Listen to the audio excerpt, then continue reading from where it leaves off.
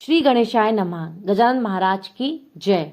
मैं श्रद्धा दीक्षित आप सभी को नमस्कार करती हूँ। मैं अपने YouTube चैनल श्री श्री के माध्यम से श्री गजानन विजय ग्रंथ के 21 अध्यायों का पठन करूंगी और आप सभी से अनुरोध है कि आप सभी इसका श्रवण करें और आप सभी मेरे चैनल को लाइक, शेयर और सब्सक्राइब करें। गजानन महाराज की जय। श्री गणेशाय नमः। आज हम श्री गजानन विजय ग्रंथ का दूसरे अध्याय का पठन करेंगे। बोले गजानन महाराज की जय। श्री गणेशाय नमः। जय जय जय। अजित सर्वेश्वर, चंद्रभागा तट के ईश्वर, दीन बंधु पाहि माम, पूर्ण ब्रह्म रुक्मणी वीर। आपके अनुशंसा के बिना सारा ही संसार है सूना। शरीर से प्राण निकलने पर कलेवर को क्या है पूछना। दिव्य शोभा सरोवर की जल के ही कारण होती, मधुर रस के कारण ही छिलके की है कीमत होती। उसी प्रकार आपकी शरणागत को समर्थ करती, पाप ताप दैन्य दूर करना, यह है आपसे विनती। प्रथम अध्याय में किया कथन महाराज ने किया गमन, इस कारण अति उदास हो गया था बंकट का मन। स्मरण सदा होता उनका, मन में ध्यान रहता उनका। खाना पीता छूटा नजर से, रूप ना दूर होता उनका। मनोहर उनका रूप दिखे, इधर जिधर भी वह देखे। बच्चों का यह खेल नहीं, लगन इसे है कहते। बछड़ा उसको है ढूंढता, खो जाती जब गौ माता। वैसे ही बंकट के मन की हो गई थी तब अवस्था। मन की बात बताने को स्थान दिखा नहीं उसको, साहस नहीं हो रहा था पिता से कुछ कहने को। इस प्रकार उसके मन में कई चक्रवात जन्मे, कहीं पता नहीं लगा। ढूंढा शेगांव ग्राम में, भवानी राम सज्जन लौटने पर करे प्रश्न, बेटा आज उदास सा लगता क्यों तुम्हारा मन। मन में उल्लास नहीं, चेहरे पर तेज नहीं, ऐसी कौन सी तकलीफ तुमको घेर रही है। तुम तो नौजवान हो, जो चाहे पा सकते हो। ऐसा होने के बावजूद चिंताग्रस्त दिखते हो, अथवा तुम्हारे शरीर में घर किया किसी रोग ने। पिता से कुछ भी छुपाना नहीं चाहिए। पुत्र ने कुछ भी बात बताकर समाधान दिया कर।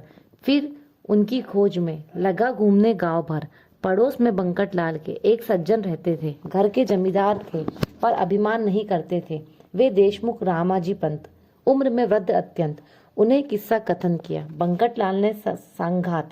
देशमुख बोले, सुनो बेटा, सुनो तुम्हारा वृत्तांत। तुमने देखा वह कोई योगी ही होगा निःशंक। योग बिना ऐसी क्रिया दिखाई नहीं देती कहाँ। पूर्व सुकृत बिना नहीं होता उनका दर्शन यहाँ। धन्य हुआ जन्म तुम्हारा, मिले जो यह योगी न्यारा। दर्शन मुझे भी कराओ, उत्सुक है मन मेरा। अब किसी प्रकार बीत गए उसके दिन चार, पल भर भी उसके मन से दूर हुआ ना उनका विचार। भले एक थे कीर्तनकार गोविंद बुआ टाकलीकर, उनके कीर्तन से प्रसन्न हो जाते थे शारंगधर। ब्रह्मांड प्रांत पर भर फैली थी कीर्ति इस गोविंद बुआ की। घूमते फिरते शेगांव आए, मन में थी इच्छा कीर्तन की। कीर्तन रखा शिव मंदिर में, तैयारी की मिलकर सबने। नर नारी दौड़ दौड़ कर आए वहां कीर्तन सुनने। बंकट भी वहां जा पहुंचा, कीर्तन सुनने की थी इच्छा। रास्ते में एक दर्जी मिला, पीताम्बर नाम था जिसका। बोला था दर्जी पीताम्बर, भाविक उसके थे विचार। बंकट ने उसको बताया महाराज का समाचार। दोनों कीर्तन में गए, सहसा स्वामी दिखाई दिए भीड़ में पीछे की तरफ फरसी पर बैठे हुए। फिर काहे का कीर्तन भजन, दौड़ पड़े वे दोनों सज्जन।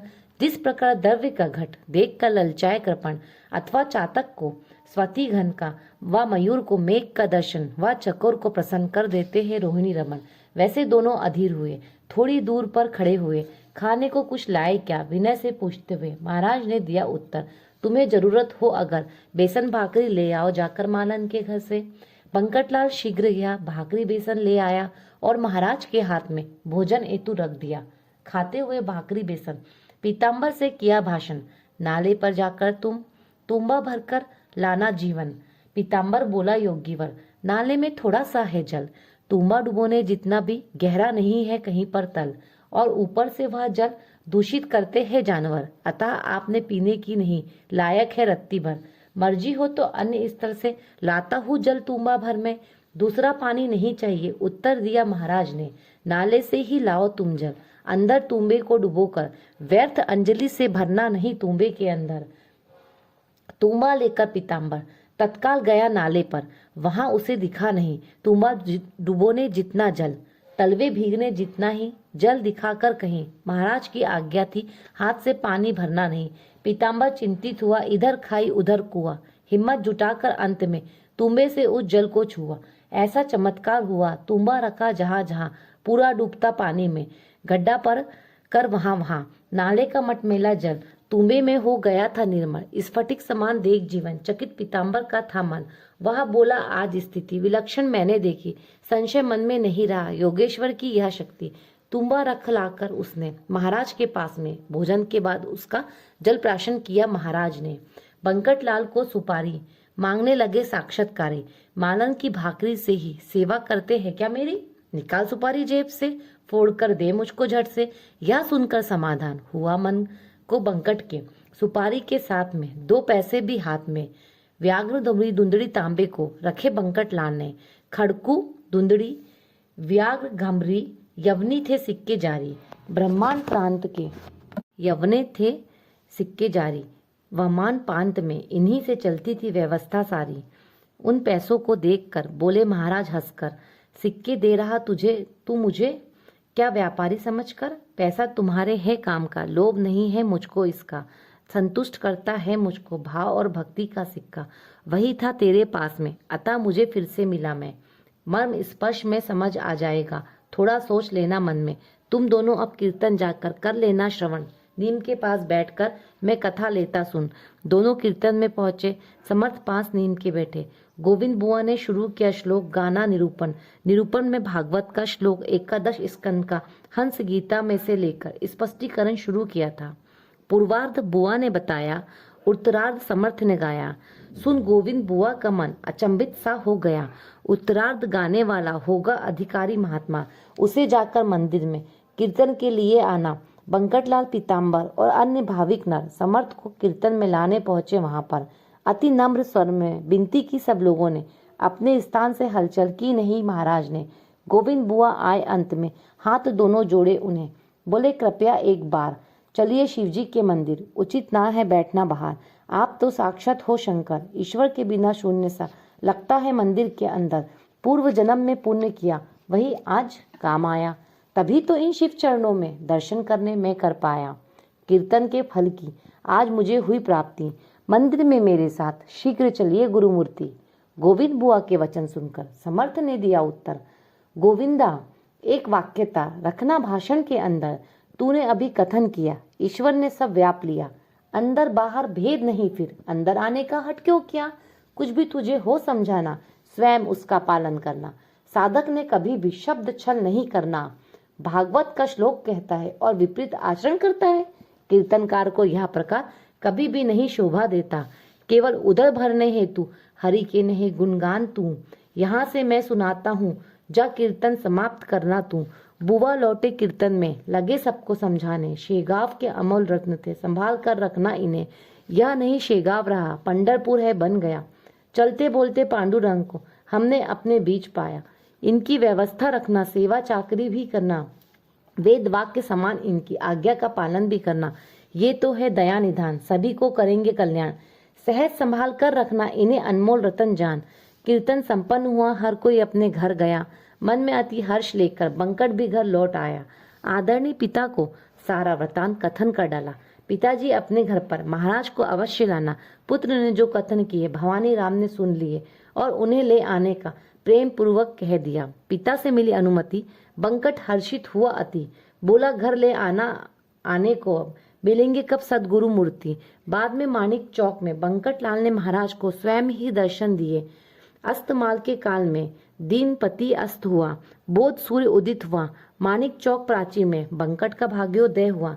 चरवाहे लेकर गायों को लगे लौटने गांव को। अब गायों ने घेर लिया श्री गजानन महाराज को। सोचे गोकुल से गोप सखा, उनसे मिलने आ पहुंचा। वृक्षों पर शुरू हुआ कलकल शब्द पक्षियों का। तैयारी दिया बत्ती की, दुकानदारों ने प्रारंभ की। ऐसे समय बंकट के घर लाया मूर्ति समर्थ की। उन्हें देख पल भर में पिता हर्षित हुआ मन में। आसन पर बिठाया साष्टांग, नमन किया चरणों में। हाथ जोड़कर विनती की थोड़ा भोजन करने की। आप साक्षात पार्वती नाथ, आए बेला में प्रदोष की। करने से मिलता है पुण्य, प्रदोष काल में शिव आराधना। मैंने अनेक सुने हैं ऐसे स्कंद पुराणों में वचन। उन्हें ऐसा कहकर आए बिल्व पत्र लेकर भक्ति पूर्वक रख दिए महाराज के मस्तक पर। कुछ भोजन करने को कहा तो मैंने इनको, लेकिन अभी समय है खाना तैयार होने को।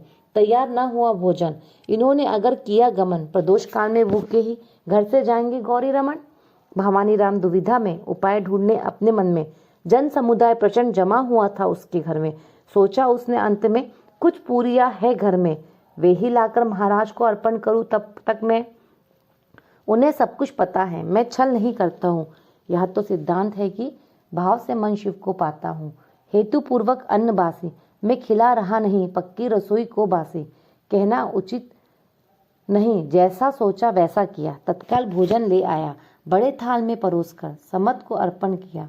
पूरिया बादाम खारक, केले मुसम्बी मूली अनेक, माथे अबीर लगाया, गले में पुष्प हार एक। महाराज प्रसन्न हो गए, व्यंजन उदस्त किए, जो जो परोसा गया प्रेम पूर्वक लेते गए।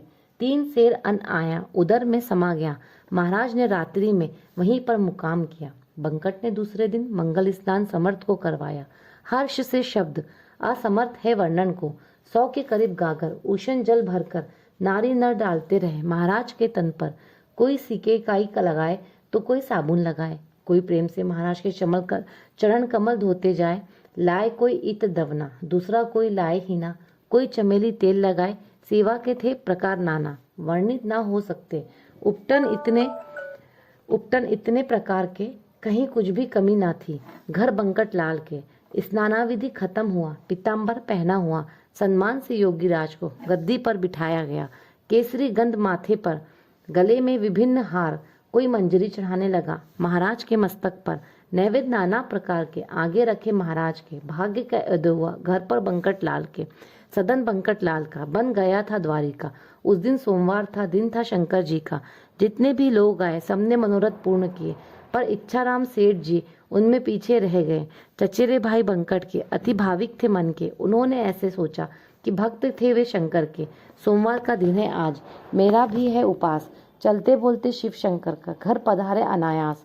अस्तमात को पूजन, उनका यति विधि अर्चन और पारणा करने को चाहता था उनका मन।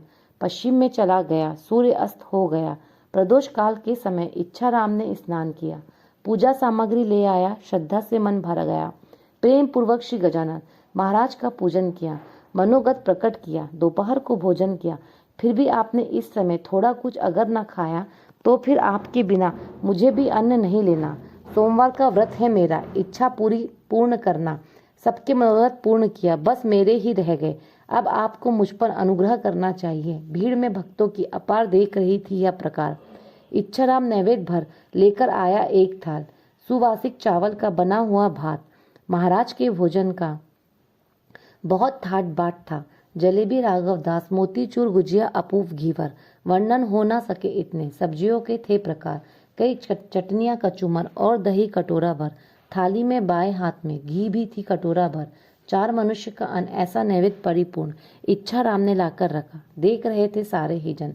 महाराज ने स्वयं से कहा, जब इतना नैवेद्य देख खाता हूँ अहरनिश कहता गणया। भक्षण इस अन्न को, अपमानित न करना इसको। अरे लालची ये सारे जन, देखे तेरी लालच को। भोजन करने बैठ गए, व्यंजन सारे खत्म किए, नमक और नींबू तक उदरस्त कर गए। आग्रह की परिणति समझाना चाहे गुरुमूर्ति, वही बताने के लिए लीला दिखाई गजब अति। अन्न पूरा आया बाहर, उल्टी हो गई जोरदार। श्री रामदास ने ऐसा ही प्रकार किया था एक बार। वासना खीर पीने की उनके मन में उपजी थी। संयम करने हेतु उन्होंने आकंठ खीर पी ली थी, उसकी ही उल्टी कर दी। वही पुनः भक्षण की वासना को जीतने हेतु उन्होंने थी लीला। वैसे ही लोकाग्रह को नियंत्रित करने को बल होते भी उल्टी का प्रकार दिखाया सबको। सत्पुरुष का आचरण अगली पीढ़ी को मार्गदर्शन करता है, निसर्ग को धर्म का संरक्षण। वही महाराज ने किया, सारे लोगों को समझाया। आग्रह बुरा होता उसका कैसे विपरीत फल पाया। अस्तु उल्टी होने पर स्वच्छ किया परिसर। महाराज को पूर्ववत बिठाया, स्नान कराकर स्वामी के वत्य आनंद में दर्शन को आए लोग कई। वहां भोजन करने हेतु 2 डिंडिया पहुंच गई। आवाज जिनकी सुअसर, पहाड़ी और मनोहर, प्रेम पूर्वक करने लगी विट्ठल के नाम गजर। और महाराज इधर बैठे आसन पर गण गण गणात बोते यह भजन कर रहे सवसर। सदा यही भजन करते, चुटकियां बजाते रहते। पूरी रात्रि वहां भक्त आनंदित हो रहे थे। गणगण ऐसा भजन सदैव करते, इस कारण लोगों ने दिया अभिधान उनको श्री गजानन। जो ब्रह्मा है स्वयं ही है, उन्हें क्या रूप क्या नाम। प्रकृति की को ही जरूरी है, रहती नाम रूप उपाधि। अस्थि भांति प्रिया इनमें, स्वामी रहते लिप्त मन में। उपमा वे ही, उपमान वे ही, सुख समाये न शब्दों में। आषाढ़ में पंढरपुर व सिंहस्थ में गोदातीर, अथवा कुंभ मेले में जैसा होता हरिद्वार, वैसा उबड़ा भक्ति भाव। ओत प्रोत हुआ शेगांव, दूर दूर से असंख्य ही लोगों का हुआ जमाव। स्वामी सर्व गजानन महाराज साक्षात विठ्ठल नारायण, निश्चय की ईंट पर रखे अपने दोनों चरण। आनंद हुआ हरिद्वार, उनके वचन गोदातीर।